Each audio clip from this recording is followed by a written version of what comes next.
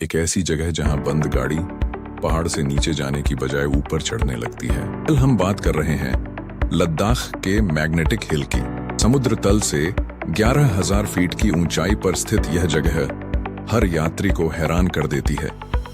यहाँ अगर आप अपनी गाड़ी को न्यूट्रल गियर में छोड़ दें तो वह ग्रेविटी के साथ नीचे जाने की बजाय ऊपर की ओर जाने लगती है।